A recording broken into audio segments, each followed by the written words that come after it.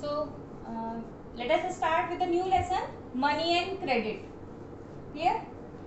That day I explained you about medium of exchange.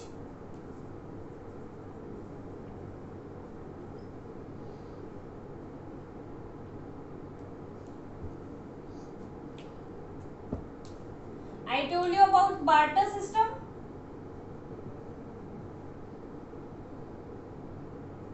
ठीक है, this we have already discussed, and another medium we have discussed about money, जिसमें हम rupees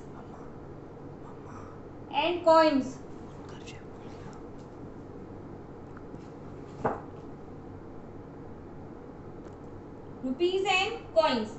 ठीक है। और इसमें क्या था, medium goods for exchange.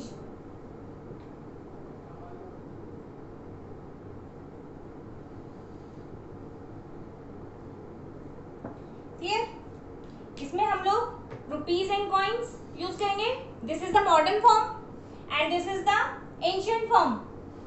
In this goods for exchange, and now after for every item what we pay money, that is in rupees or in coins. Okay, now let us discuss about the limitations of barter system, though we have already discussed it before, but let me give you the notes.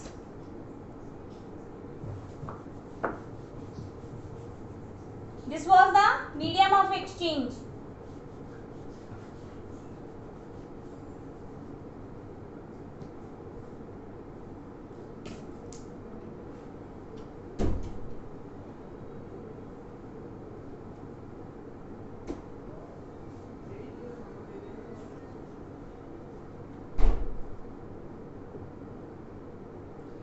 Limitations of barter system.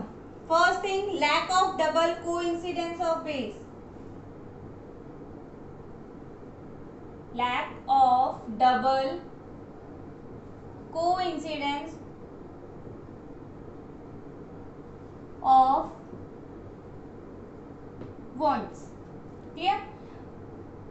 ये वो that day I explained you that we require how many person? 2 person. Clear? लेकिन इन दोनों की requirement कैसी होनी चाहिए? इसकी जो रिक्वायरमेंट है वो ये फुलफिल कर सके और इसकी जो रिक्वायरमेंट है वो ये फुलफिल कर सके। क्लियर? तो ये जब फुलफिल कर सकेंगे, this is the double coincidence.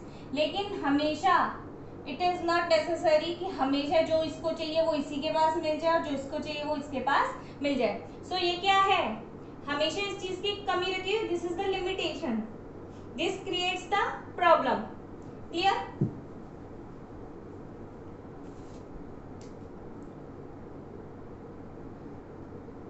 Lack of store of value,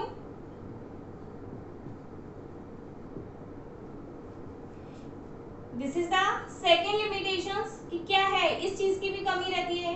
store जो स्टोर करना, वैल्यू जो प्लस जो वैल्यू है दोनों की वो क्या हो सके, एक दूसरे को मींस जैसे किसी को अगर वीट चाहिए और किसी को सिल्क क्लॉथ चाहिए, तो क्या ये फुलफिल करेगा? और इसका भी क्या रहता है, इट इज द थिंग कि हम लोग उस क्या कर सकते हैं, whatever the products we have, it is very difficult to store them.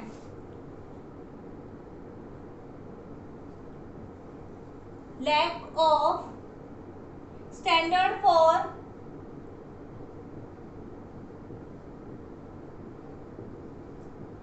Deferred payments. Deferred का मतलब होता है किसी चीज का पेमेंट आप प्रॉमिस करना कि उस चीज का पेमेंट क्या होगा, बाद में हो जाएगा। क्लियर? सपोज करिए दीज आर द 2 पर्सन, इसने क्या किया, इससे कोई चीज मांगी,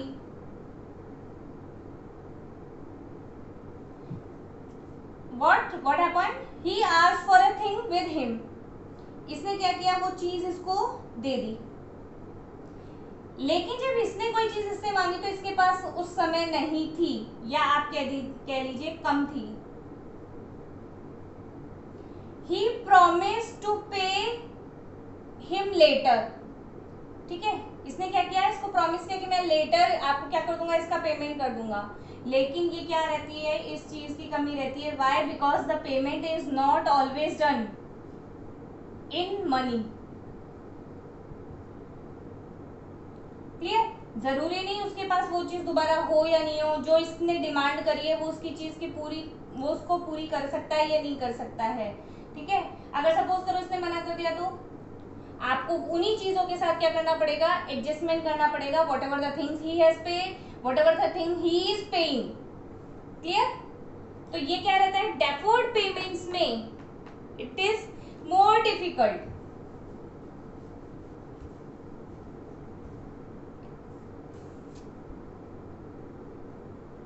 ठीक है, एक आ जाता है lack of common unit of value.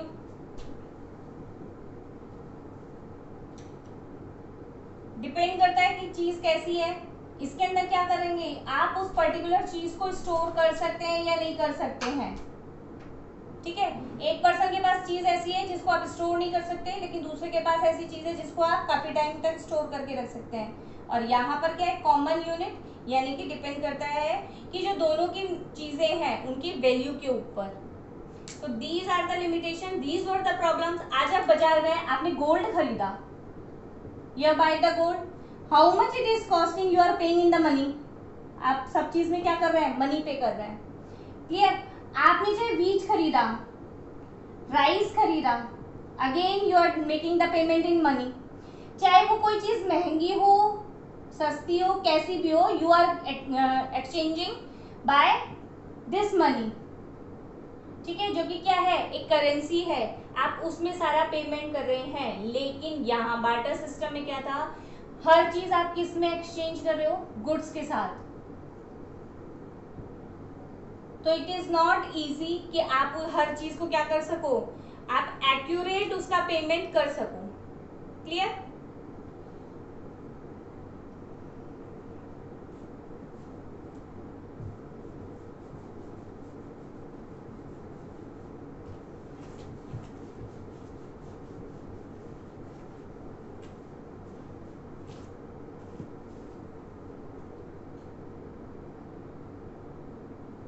Let me tell you some about currency। आपको करेंसी के बारे में लिखना पड़ेगा। आपको पता है मॉडर्न फॉर्म्स,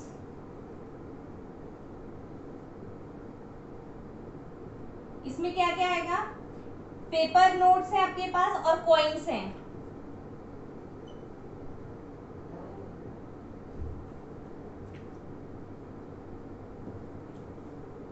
क्लियर?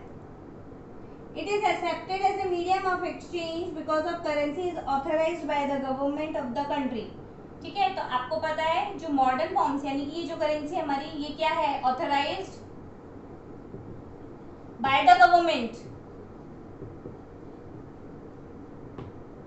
ठीक है, ऑफ अ पर्टिकुलर कंट्री। आपको पता है हर देश की क्या होती है, करेंसी डिफरेंट होती है। क्लियर? आपको कम से कम वर्ल्ड की कंट्रीज, क्लियर, वो कौन से कॉन्टिनेंट में है, उसकी कैपिटल, करेंसी प्लस फ्लैग, ये चीज तो आपको आना ही चाहिए। कौन सी कंट्री किस कॉन्टिनेंट में है, उसकी कैपिटल क्या है, उसकी करेंसी और फ्लैग, ये आपको आना ही चाहिए। आप लोग अगर आजकल न्यूज देख रहे हो तो करंट न्यूज, आप लोग जब भी अगर अपन चाइना की बात करते हैं तो वो लोग उसको ड्रैगन बोलते हैं। चाइना को किस वर्ड से रिप्रेजेंट करते हैं, ड्रैगन। क्यों? क्योंकि उसके फ्लैग के ऊपर ड्रैगन बना हुआ है। क्लियर? तो ये चीज अगर अब उसने चाइना नहीं बोल रहा, वो सिर्फ ड्रैगन बोल रहा है, तो इट इज क्लियर। तो ये सारी चीजें, कुछ चीजें तो आपको क्या वैसे भी आनी चाहिए ऑन योर डेली बेसिस। आप पर्टिकुलर कॉन्टिनेंट लीजिए, फर्स्ट लर्न अबाउट एशिया, आपको एशियन कंट्रीज की कैपिटल तो आनी ही चाहिए।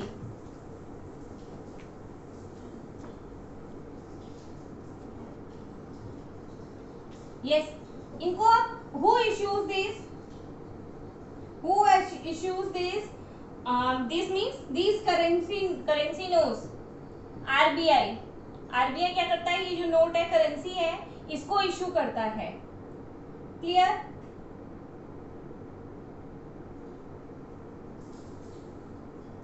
And it is govern by the law, और ये लॉ आपको क्या कर रहा है, आपको परमिशन दे रहा है to use this currency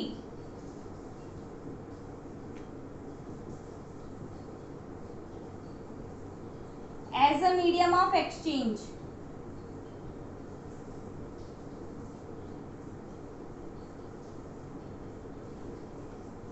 Clear?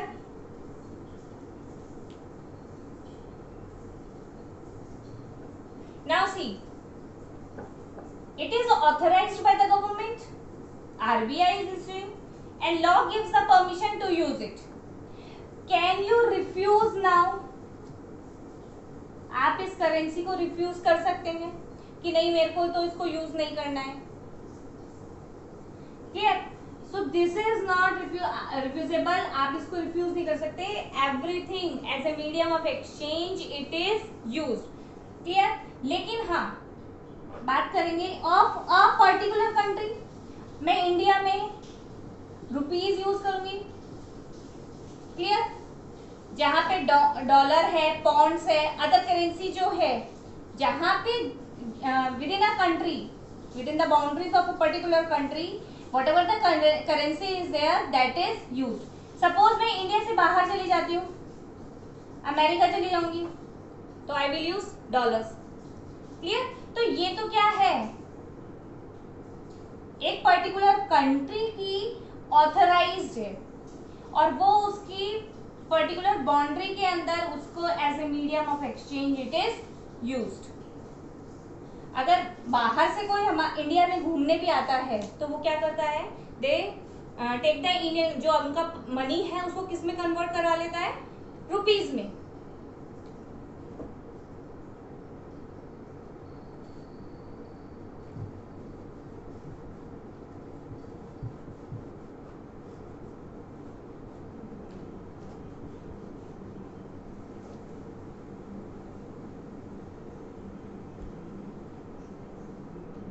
Now understand one thing. Now deposits with bank,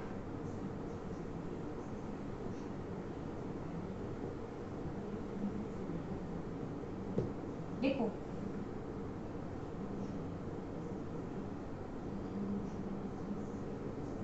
depositors हैं, ठीक है, और एक होते हैं borrowers.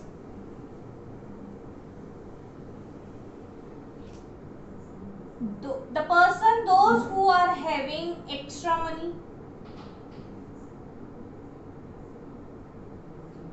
they are the person, they are in want of money।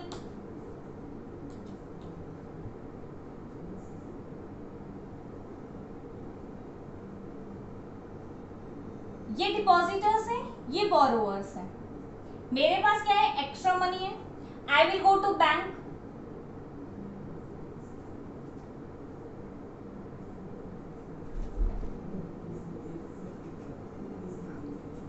मैं कहाँ जाऊंगा,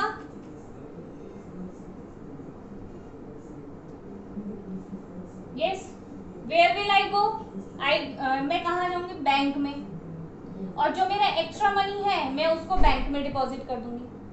अब मुझे पैसा चाहिए, then also I am where I am going to bank and borrowing the money. Now understand, bank क्या करता है, बैंक अपने डिपॉजिटर से मनी लेता है। क्लियर? और इसी मनी को इन बोरोवर्स को दे देता है। क्लियर? डिपॉजिटर से क्या लेता है, मनी लेता है और बोरोवर्स को वापस दे देता है। बोरोवर्स को क्या कर देता है, ऑन डिमांड दे देता है। Clear? When he is depositing his extra money, he is getting interest।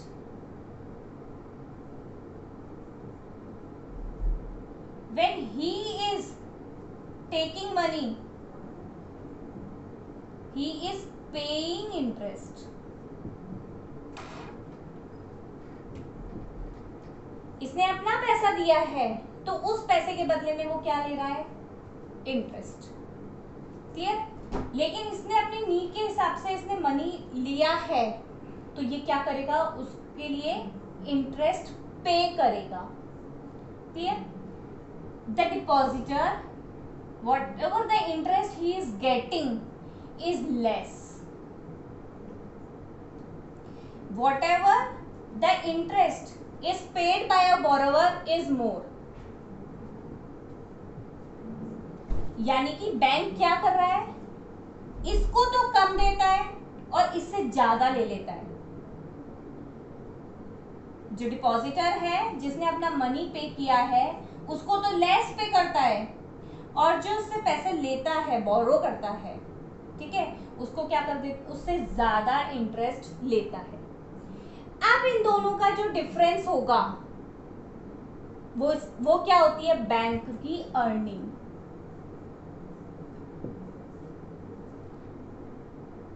Again बात को सुनेंगे। डिपॉजिटर्स है, डिपॉजिटर्स के पास क्या है, एक्स्ट्रा मनी है। एक्स्ट्रा मनी, ये जो एक्स्ट्रा मनी है ये कहाँ जा रहा है, बैंक के पास लेकर के जा रहा है और बैंक में अपना मनी डिपॉजिट कर देता है। डिपॉजिट कर देता है तो बैंक उसको क्या करता है, इंटरेस्ट पे करता है। क्लियर? उसी तरह से बोरोवर, उसको जब पैसा चाहिए होता है, he is again going to the bank, ठीक है, he is taking the money and he is paying interest. Now what does the bank does, bank pays interest less to the depositors and bank borrow, take the interest from the borrower more. The difference of the two is bank's earning, वो ही bank की क्या है, earning है। Clear? One thing more you have to remember, क्या bank ऐसा करता है कि जितना पैसा बैंक के पास आया क्या वो सारा का सारा पे कर देगा, क्या वो सारा का सारा लोन दे देगा? नो। क्यों? क्योंकि मेरे पास डिपॉजिटर जो है उसके पास एक फैसिलिटी होती है, डिमांड मनी। ठीक है, ये मनी का मतलब क्या है, ऑन डिमांड। जब मेरे को जरूरत होगी मैं बैंक से जाऊंगा और मेरे अकाउंट में से पैसा निकाल लूंगा। This is on demand money. Clear? अब बैंक अगर सारा पैसा बोरोवर को दे देता है तो ये जब लेने आएगा तो बैंक इसको क्या देगा, ऐसे थोड़ा दिखाएगा नहीं है मेरे पास, ऐसे थोड़ा होता है। तो बैंक क्या करता है, सारा पैसा नहीं देता है, bank has to keep 15%। Bank को कितना रखना पड़ेगा, 15%। तो जितना उसके पास डिपॉजिशन है उसका 15% अपने पास रखना पड़ेगा, बाकी का वो दे सकता है। ठीक है? क्यों? क्योंकि ये माना जाता है कि जरूरी नहीं है कि सबको पैसे की जरूरत पड़े एक साथ, तो वो क्या करता है, अपना 15% अपने पास रखता है, बैंक के अंदर रखता है। सपोज करो किसी दिन 15% on a particular day 15% bank से पैसा नहीं निकला है तो वो आगे पीछे इसको क्या कर सकता है, एडजस्ट कर सकता है और करता भी है। क्लियर? नहीं तो क्या होगा, अगर ये सारा इनकम के चक्कर में सारा अगर दे देगा तो व्हाट द इसको डिपॉजिटर को डिमांड मनी पे क्या देगा, ये थोड़ी ना कहेगा आपने मेरे को दे दिया, मेरी मर्जी होगी जब दूंगा, ऐसा नहीं होता है। तो जो डिपॉजिटर का मनी होता है वो ऑन डिमांड उसको मिलता है, उसके लिए बैंक 15% अपने पास रखता है और बाकी का क्या कर देता है, बोरोवर को इंटरेस्ट पे दे देता है, जिसको आप लोन कहते हो। ठीक है, बैंक लोन। क्लियर? तो ये चीज आपको देखनी है कि कौन सी वो कंडीशन है जिसके अंदर बैंक क्या करता है, ये एक तरह की क्या है, बैंक एक्टिविटी है। ठीक है, उसके अंदर बैंक क्या करता है, जो डिपॉजिटर है वो डिमांड डिपॉजिट होती है उसकी, डिपॉजिटर की डिमांड कैसी है, जो डिपॉजिशन है वो डिमांड डिपॉजिट है, ताकि उसको ऑन डिमांड उसको पेमेंट मिल सकता है। Clear? Now in the next class we will be studying further.